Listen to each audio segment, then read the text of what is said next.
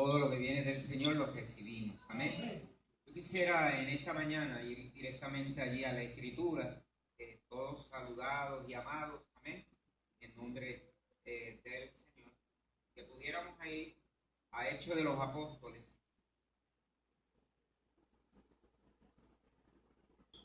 Vamos al capítulo número 4 de Hechos de los Apóstoles. Capítulo número 4 de Hechos de los Apóstoles.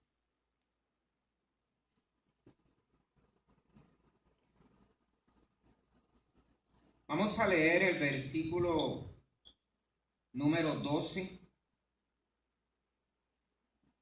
Versículo clave, el número 12. Pero a mí me gustaría comenzar leyendo desde el número 10. Hechos de los Apóstoles, capítulo 4. Versículo número 10 en adelante.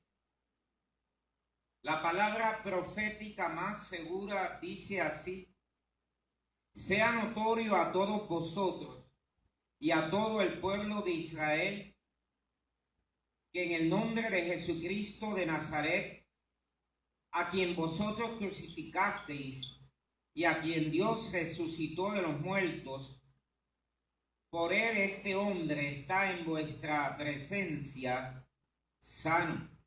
Este Jesús es la piedra reprobada por vosotros los edificadores, la cual ha venido a ser cabeza del ángulo. Y escucha el número 12. Y en ninguno otro hay salvación, porque no hay otro nombre bajo el cielo dado a los hombres en que podamos ser salvos. Amén. Amén. Vamos a orar en esta hora al Señor. Padre, te adoramos y te bendecimos. Nosotros te damos toda gloria y toda honra en esta hora. Qué bueno estar en este lugar para adorarte. Como cantábamos, Señor, y como escribió el himnólogo, todo a Cristo yo me digno, yo me entrego a Él. Te damos gloria y honra. Donde está tu espíritu hay libertad. Allí hay presencia manifiesta tuya y sabemos que estás en este lugar, Señor. Qué bueno es adorarte, qué bueno es bendecir tu nombre. Qué bueno es darte toda la gloria en conocimiento de tu santa palabra. Señor, habla a tu pueblo en esta hora, que tu pueblo escucha. Te damos las gracias porque nos has dado oído de oveja para escuchar tu voz. Y ya nada ni nadie nos puede apartar de tu mano. En el nombre de Jesús lo expresamos. Amén y amén. Pueden sentarse. La semana pasada hablábamos precisamente, y ya comenzando el capítulo 1 de toda la trayectoria bíblica, porque es una trayectoria, toda una trayectoria escritural de los hechos del Espíritu Santo. Y es importante connotar en esta hora de que, aunque dice hecho de los apóstoles, no es otra cosa que la obra del Espíritu Santo, trabajando en la vida de la iglesia. Y cuando usted observa ese capítulo número 4, capítulo tan importante, donde ya vamos visualizando la persecución de la iglesia, la misma escritura llega a connotar de que la iglesia es perseguida. En esta hora donde la iglesia sufre también tanta persecución, nos identificamos con los capítulos de Hechos de los Apóstoles. Hay una realidad que la persecución venga de donde venga, es persecución. En esta hora yo quisiera recordar a los niños afganos, las madres en Afganistán, los padres, los ancianos, los jóvenes iraquíes en la antigua Mesopotamia. Hoy día hay muerte alrededor y a veces el hombre en su individualismo simple y llanamente piensa que Como decía un español, ¿qué importa un cadáver más? La iglesia se identifica con el sufrimiento humano, pero la iglesia ofrece alternativas. Cuando el mismo apóstol puede expresar en Hechos de los Apóstoles y en ningún otro hay salvación. Son las palabras que hacen eco en este día. Ahora observe, yo quisiera que se quede con la Biblia allí a mano y pueda ver la escritura, qué nos dice la escritura en esta hora. Porque cuando usted observa los versículos del 1 al 4, hay gente resentida religiosamente hablando alrededor.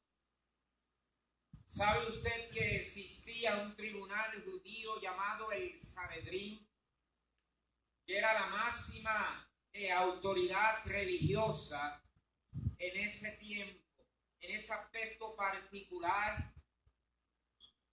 Pero ellos pensaban que con la persecución habían resuelto todo. Y ahí mismo, si lo observa en el capítulo, hay una realidad escritural, y es que Pedro y Juan van a dar a la cárcel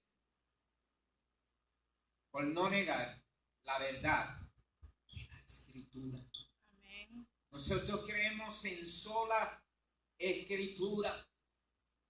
Ahora observe los hechos del Espíritu Santo cuando 5,000 personas que son mencionadas en el versículo número 4, tal vez representando aún la gente que había creído en Pentecostés, cuando se derrama la presencia del Espíritu Santo y dice la Escritura que la gente fue investido del poder de lo alto.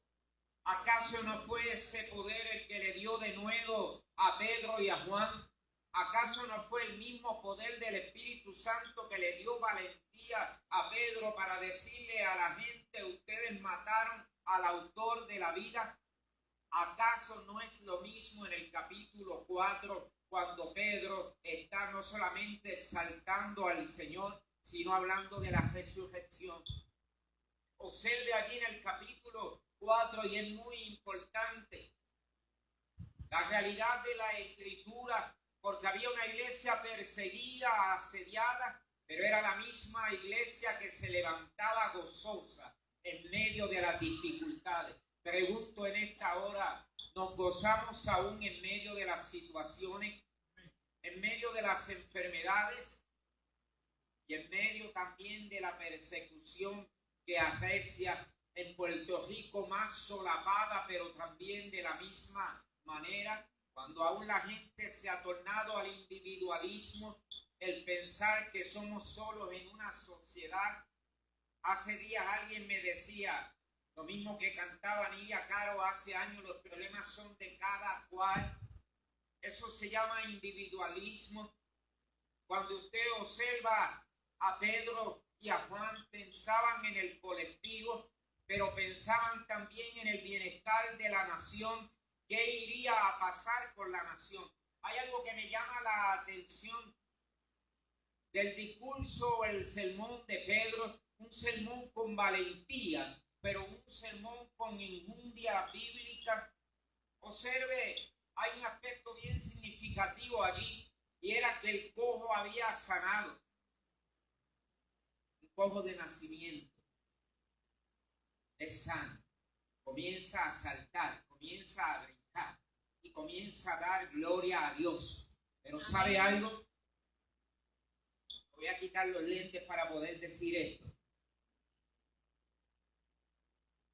El centro no estaba en el milagro. Amén. Amén. No celebramos cultos de milagro. Cada culto de adoración y de exaltación al Señor proclama al resucitado, y en el mismo culto Dios va a hacer lo que tiene que hacer porque eres soberano. Amén. Pero no limitamos a Dios como en la metafísica, hablar de un día de milagros. El primer milagro es la salvación. De un día muertos en delitos y pecados, Él nos alumbró. Amén. Tengo que decirlo en esta hora, donde vivimos ante un mundo plagado de apostasía. Usted prende el internet, la televisión, da lo mismo, lo que sea, y la gente ha masticado un mensaje falso. Amén. Y aquellos que se llamaban evangélicos en un tiempo, a veces no se sabe lo que son, porque se ha perdido la perspectiva de predicar al Cristo resucitado. Y en la apostasía es difícil decirlo porque la gente se ha acostumbrado y lo ve como normal. Dice amén. Amén. Aleluya. Yo no sé si alguien allá tras la cámara pueda decir también amén. No veo a Pedro, no veo a Juan buscando lo suyo cuando usted lee el capítulo número 4, sino que procuran el bien de la comunidad de fe, pero son también, antes que agradar a los hombres y a las mujeres aquí en la tierra, los apóstoles procuran hacer la voluntad de Dios. Dice amén. Amenazan a Pedro y a Juan con violencia si seguían proclamando a Cristo. Pero los saduceos y los fariseos que componían parte del Sanedrín, su idea era que se callaran, que no dijeran lo que habían visto y oído. Y te pregunto en esta hora, ¿cómo callar aquello que hemos visto y oído? Las piedras hablarían. El Señor levantaría a otra gente alrededor para proclamar la verdad en medio de una religiosidad que negaba la eficacia de la cruz. Dios levanta un pueblo en este tiempo alrededor del mundo que proclama la palabra de verdad. Los versículos 19 al 20, ante la amenaza que se cernía, mira lo que pasa, y mira la sola escritura, lo que dice allí. Juzgad si es justo delante de Dios obedecer a vosotros antes que a Dios, porque no podemos dejar de decir que lo que hemos visto y oído, todo lo contrario a lo que planteaba el sistema religioso. Estaban dispuestos a dar que, allí lo dice, a dar que la vida, si una orden contradecía lo que estaba establecido en la palabra de Dios, los apóstoles gozosamente estaban dispuestos a obedecer, pero no aliarse a la opresión. Amén. A la falsedad, aun cuando se vistiera de religiosidad. Mira los versículos 22 al 23. ¿Cuál es la realidad de la Escritura? Nadie puede ejercer nada menos que Dios en su santa voluntad lo permite. Amén. Aún Juan, si lo buscas luego 19:11, lo buscas allá grabado o lo anotas ahí si lo estás anotando en un momento dado. No puedo negar lo que he visto, pero tampoco puedo negar que, hermano, aquello que he escuchado, Dios llevará a la iglesia a puerto seguro. Pero escucha, allí no solamente se desata persecución. ¿Qué es lo que pasa allí realmente? Allí muere una pareja, ¿cierto? ¿Cómo se llamaba la pareja? Ananías y Zafira.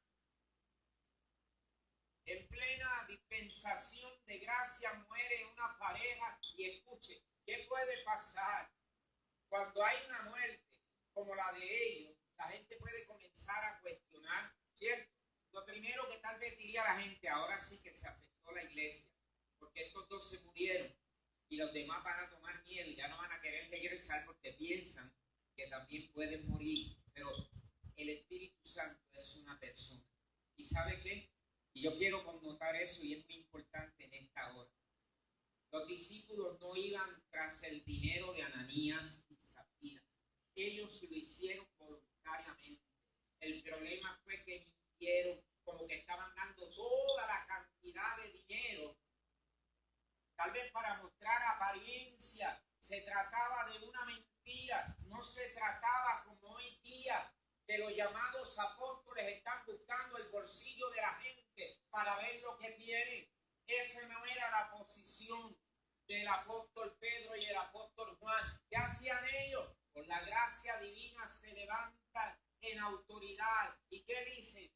No le están mintiendo a hombres, le están mintiendo a quién? Al Espíritu Santo. Y el Espíritu Santo, doctrinalmente hablando, ¿qué es? Es una persona. El Espíritu Santo no es una energía, no es la fuerza activa de Jehová. Es la tercera persona de la Trinidad.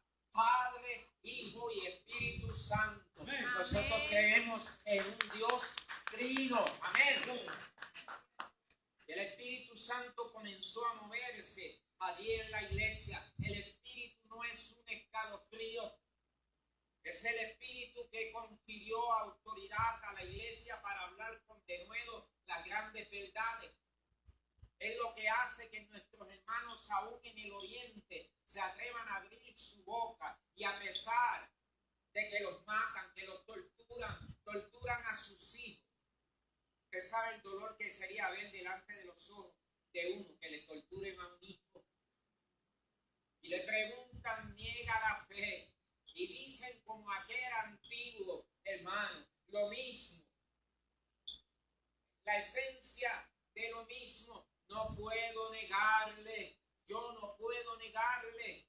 Es imposible que pueda negar al autor de la fe. Nosotros estamos más cómodos en esta sociedad, pero la iglesia sí está sufriendo persecución alrededor del mundo.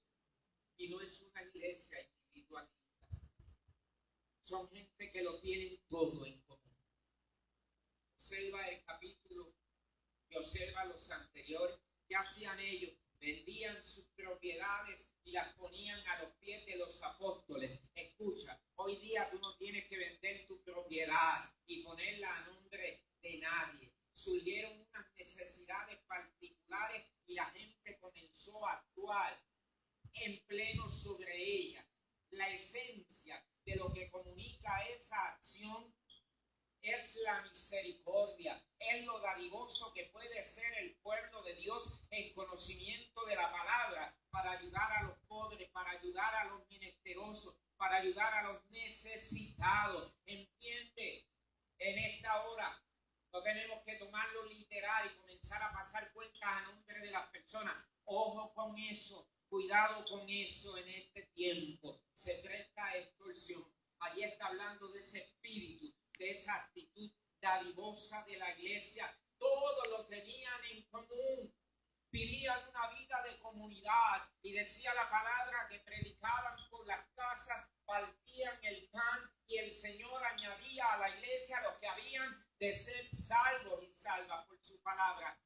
Allí no está diciendo que hacían un programa especial o tal vez algo que los pudiera entretener para atraerlos. Decía, y el Señor añadía a la iglesia. Lo que connota esa parte. ¿Sabe qué es, hermano?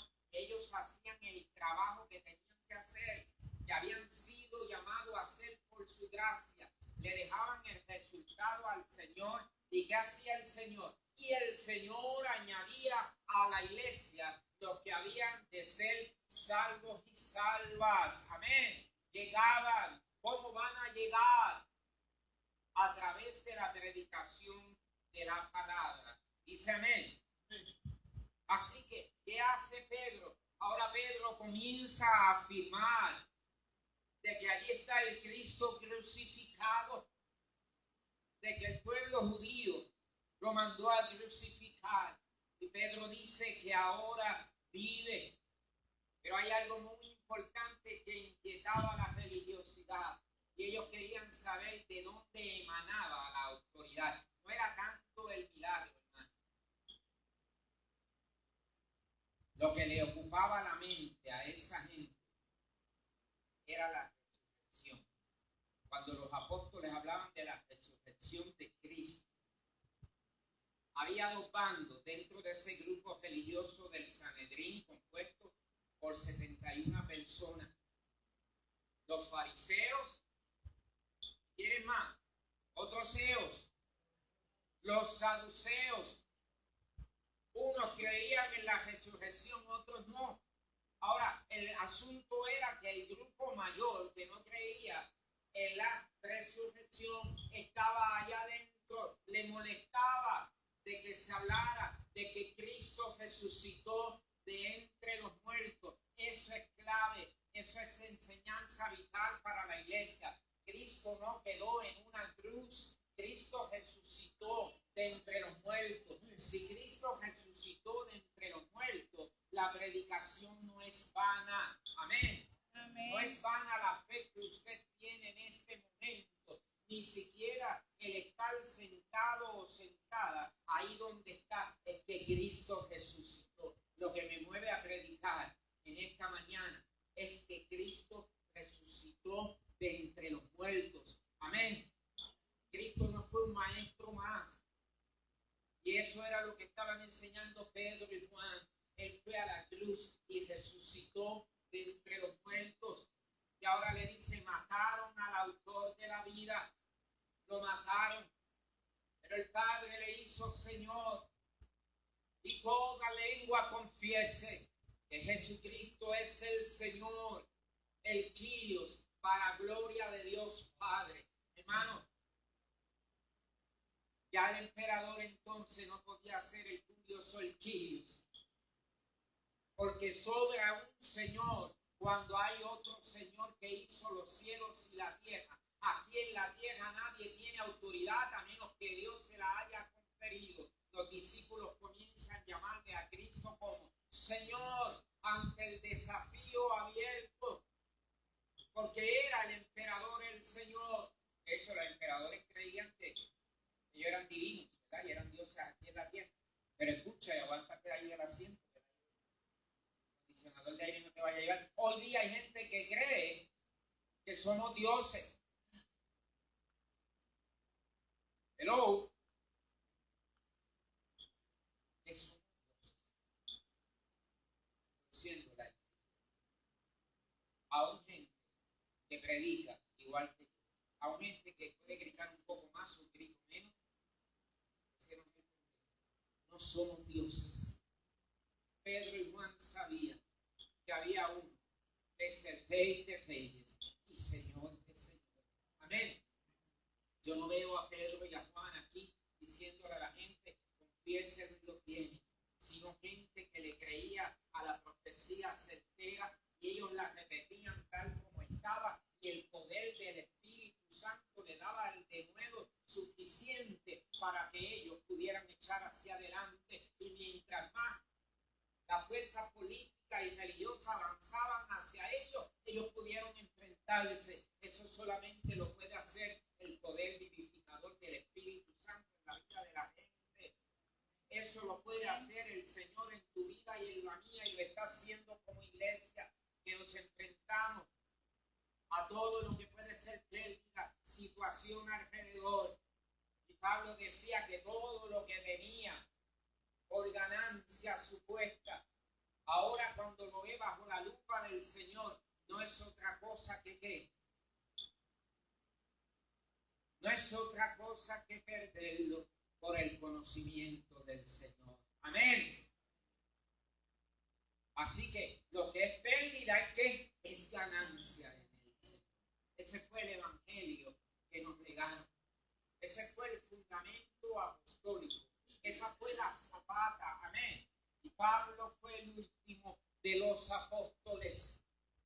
Esgrimió con fuerza esta palabra activa. Amén. Ahora mire el versículo número 23. No había modo de castigarle. Y puestos en libertad vinieron a los suyos y contaron todo lo que los principales sacerdotes y los ancianos le habían dicho. Aquí estaban también los ancianos como parte de ese Sanedrín. Y ellos, habiéndolo oído, alzaron unánimes la voz a Dios y dijeron, miren hermano, ¿qué dijeron? Soberano Señor. Exaltaron la soberanía de Dios. Tú eres el Dios que hiciste el cielo y la tierra, el mar y todo lo que en ellos hay. Y por boca de David, tu siervo, dijiste, ¿por qué se amotinan la gente y los pueblos piensan cosas vanas? Se reunieron los reyes de la tierra y los príncipes se juntaron en una contra el Señor y contra su Cristo, porque verdaderamente se unieron en esta ciudad contra tu santo Hijo Jesús, a quien ungiste. Herodes y Poncio Pilato, por los gentiles y el pueblo de Israel, para hacer cuanto tu mano y tu consejo habían antes determinado que sucediera. ¿Qué le están diciendo? Están hablando sabiduría predestinada. Amén. Amén. No hay que temerle a la predestinación, a la palabrita. Es sabiduría. No solamente el conocimiento anticipado de Dios, como Pedro le llama presciencia en otra ocasión, sino el decreto de Dios. ¿Qué es lo que le están diciendo? Pedro está hablando sabiduría. La sabiduría predestinada, que si hubieran conocido los hombres de ese tiempo, no hubieran matado al autor de la vida. Pero no la conocían. Y estaban ciegos, estaban entenebrecidos, lo que dice la palabra del Señor. Y mataron a Cristo. Pero ahora Pedro con de nuevo también le dice, eso tenía que pasar. No era meramente que ustedes le quitaron la vida. ¿Qué es lo que está diciendo Pedro en esta ocasión? Lo que está diciendo es que ellos no tenían autoridad para quitarle la vida a nadie. De hecho, el tribunal judío no tenía autoridad para eso, sino que Jesús la ofreció en rescate de muchos. Amén. Se ofrendó, Efesios 2:10, con una sola ofrenda. ¿Qué hizo? Perfecto, ¿para cuándo? Para siempre. ¿A quiénes? A los santificados. Ahora mire qué interesante. En medio de un Sanedrín que era gente tan culta, gente tan cultivada, pero ¿sabe qué? Podemos ser todo lo culto que seamos y tener un vacío espiritual y estar muertos en delitos y pecados. Dios no nos va a salvar porque seamos más profesionales o menos profesionales. De hecho, a Pedro y a Juan, estudien, los jóvenes que están aquí, estudien, como me dijo uno de los muchachos, ¿verdad? Quiere seguir estudiando, estudie todo lo que pueda, pero sobre todo ponga al Señor por encima de todo lo que tenga que ver con el intelecto humano, porque toda dádiva y todo don perfecto proviene del Señor, que es el Padre de las luces. Y a Pedro y a Juan le llaman que eran del vulgo. Ay, qué bueno. Porque el vulgo en ese tiempo era que era del pueblo. Prefiero que me digan que soy del pueblo y no elitista, porque soy del pueblo. Pertenezco a un pueblo que se llama la iglesia, la cual el Señor escogió desde antes. Pero ¿sabe por qué eran incultos? Eran incultos porque no estaban cultivados y enseñados por los maestros traviesos, por un rabí. Entonces decían, estos son incultos. Esa no es razón para no estudiar la palabra. Dice amén. Porque usted va a ver una ocasión, el Espíritu le da palabra cuando se enfrentan a los tribunales. Yo recuerdo que hace años alguien me decía, uno no tiene tanto que estudiar la palabra porque cuando vaya allí el Señor nos va a decir todo. Espérate un momento. Esa es una situación en particular que se presenta allí. Pero el Espíritu te va a dar dirección y me va a dar dirección cuando estudiamos y tenemos el conocimiento de la palabra. Nos va a poner en la boca ¿qué nos va a poner? La misma palabra de la profecía, la Santa Escritura, la palabra que no te torna atrás vacía. Es lo que el Señor va a poner en ese momento. Amén. Así que vino el Espíritu para llenarlo todo en todo. Era gente llena del Espíritu Santo, gente valiente, gente que enfrenta la adversidad.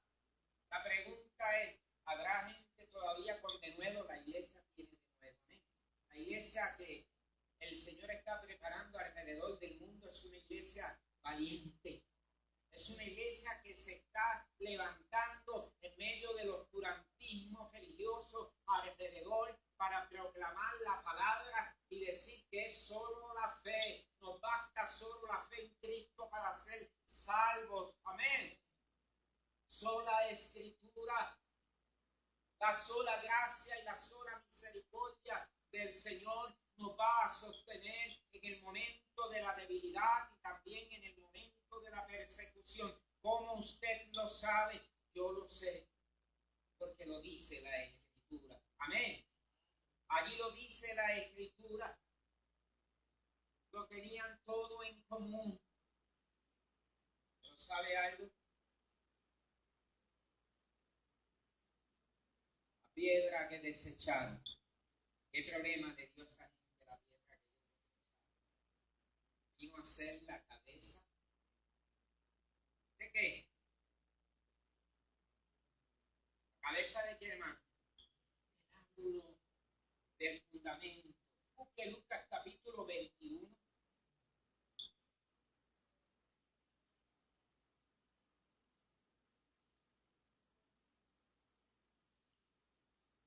Aleluya.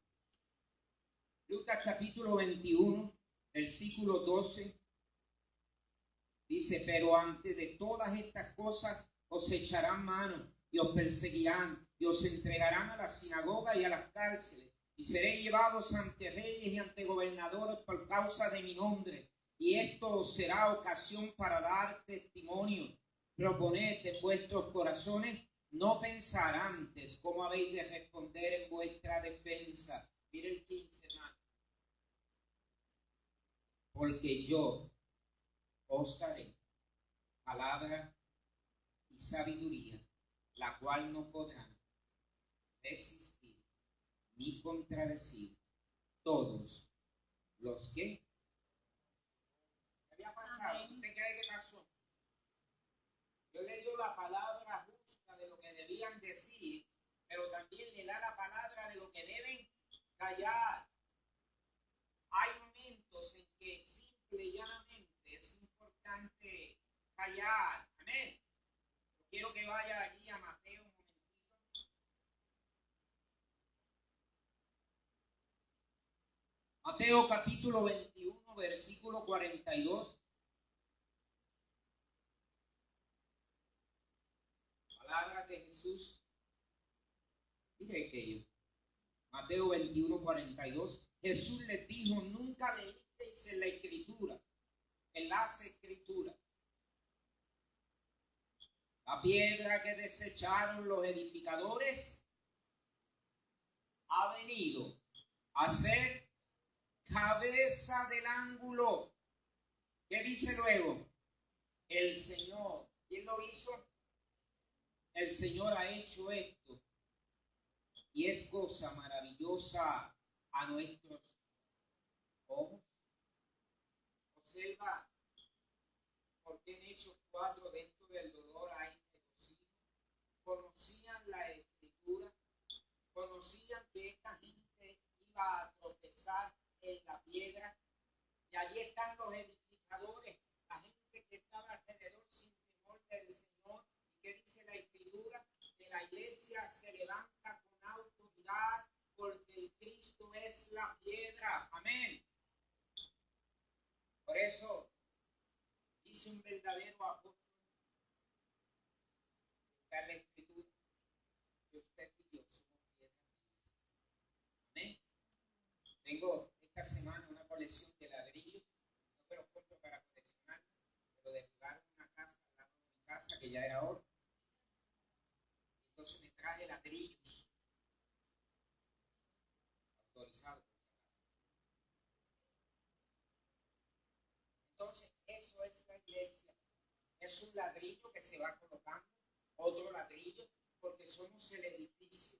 Cuando el último ladrillo haya sido puesto en el edificio, entonces y solo entonces dice la Escritura que aparecerá el deseado de todas las naciones. La pregunta en esta hora es, ¿siento responsabilidad de que el evangelio sea esparcido a las naciones y que la gente conozca el evangelio?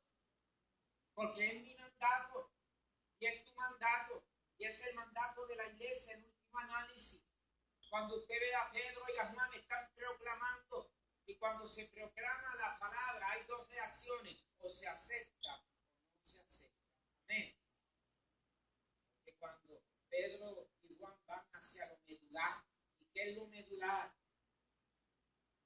Ese origen del hombre, el pecado y la desobediencia del hombre, la muerte espiritual del hombre y de la mujer, y la necesidad de tornarse en arrepentimiento al Cristo de la gloria, al Cristo resucitado. Por eso es que un cristiano, escuche, puede fallar. ¿Cuántos fallan? Aquí todos fallamos. Amén. Pero no abusamos del sacrificio de la cruz. Nos tornamos en dolor y en arrepentimiento cuando pecamos, porque sabemos que la sangre de Jesucristo nos ha lavado, pero yo no puedo tener esa sangre del sacrificio por inmunda y pensar que puedo hacer lo que quiera, amparado en el sacrificio de la cruz, porque la palabra dice: de modo que si alguno está en Cristo, nueva criatura es. Las cosas viejas pasaron, he aquí, todas son hechas nuevas. Algo ocurrió en la vida de Pedro y de Juan cuando el Señor se metió allí en su vida. Dios se metió en su vida. Fue tan grande lo que recibieron. No fue escarcha, no fue plata, no fue oro. De hecho, a ellos se atrevieron a decirle al joven: no tengo oro ni plata, y lo que tengo te doy. Era más preciado que los materiales aquí en la tierra, que los tesoros más grandes.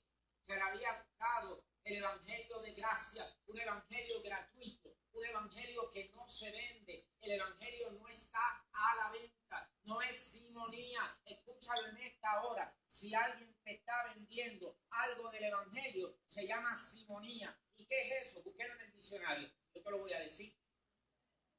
De todos modos, Simón y el mago trataron de comprar el poder de Dios. Hoy día venden hasta cables hundidos, pedazos de cosas hundidas. Pues es necesario de que la iglesia, una vez reformada, sea siempre reformada y contra aquello que dio origen en el siglo XVI a la pureza del evangelio. Amén. Cuando lo prediquemos, la gente no solamente, algunos van a decir amén, otros van a decir ay, otros uy, salir corriendo, pero ¿saben cuál es la realidad? Es la pureza del evangelio. El evangelio es gratuito. Mira el mensaje medular y vamos terminando, que está allí. ¿Cuál es el mensaje que está allí en la escritura? ¿Cuál será el mensaje de la escritura? Mire, Efesios capítulo 2, versículo 20. Efesios 2, versículo 20 dice, me gusta el 19 también, lo voy a leer. Así que ya no sois extranjeros ni advenedizos, sino conciudadanos de los santos y miembros de la familia de Dios, edificados sobre el fundamento ¿de quién? De los apóstoles y profetas, siendo la principal piedra del ángulo Jesucristo mismo. ¿Quién es la piedra del ángulo? Jesucristo mismo. ¿A quién se le dio ese fundamento?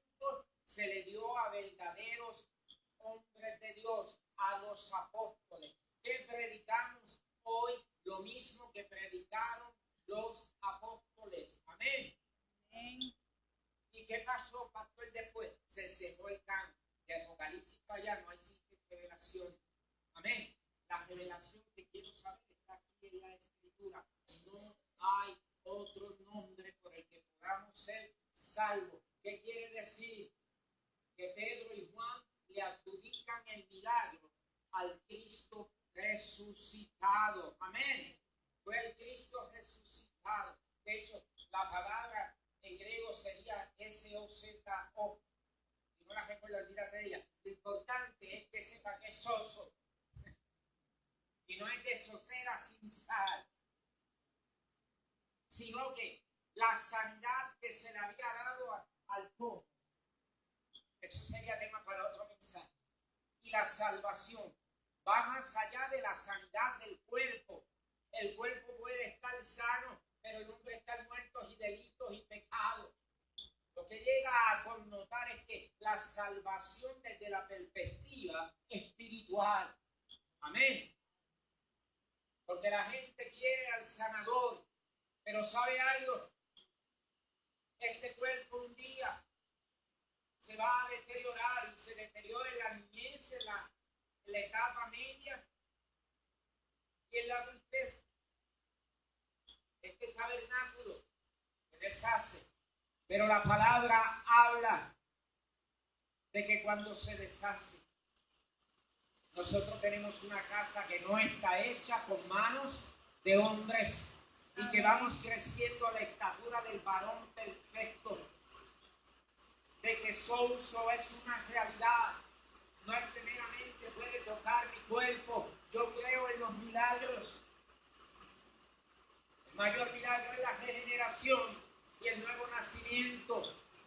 Yo creo que la resurrección fue un milagro. Es algo extraordinario a la vista de la gente. Pero yo creo que todavía Él sigue moviéndose en la vida de la gente, cambiando y transformando personas. Amén. Y vamos creciendo a la estatura del varón perfecto. No importa que seamos cojos o paralíticos. Si Él ha llegado a nuestra vida. Tal vez hemos perdido tantas cosas, pero son ganancias para Cristo. Aún la gente que hemos perdido físicamente, la Biblia dice que las vamos a recuperar.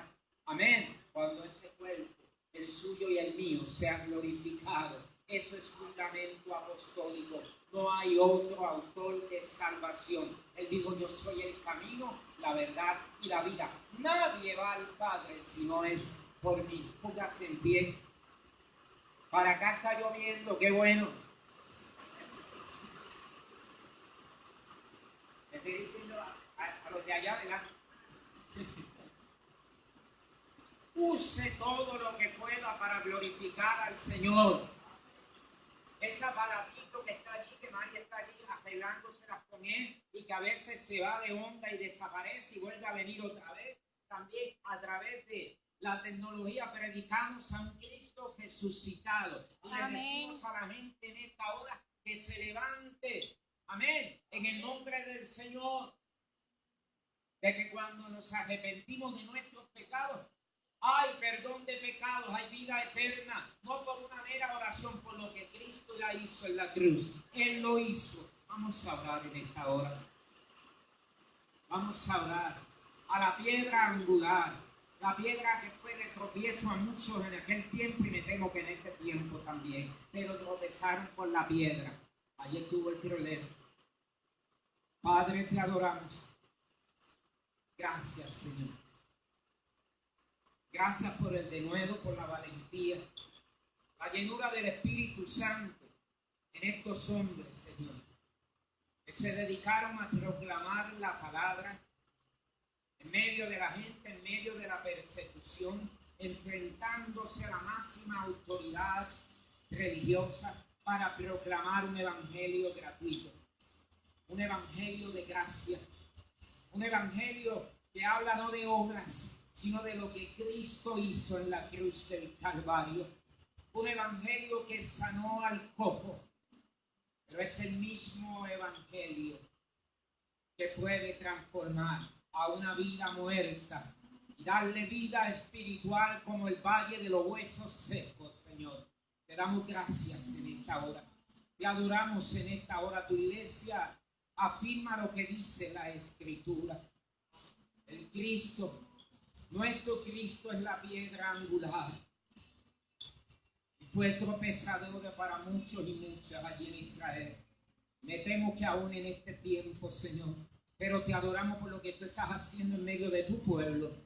Somos tu pueblo, somos ovejas de tu prado. Ayúdanos, Señor, con conciencia, con conocimiento pleno de tu palabra, a ir a las vidas con denuedo y llevar tu palabra.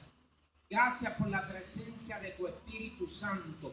Donde está tu Espíritu hay libertad. aquellos que puedan estar allí al alcance de nuestra voz, Señor. Aquellos que están pensando en esta hora que no vale la pena, Señor.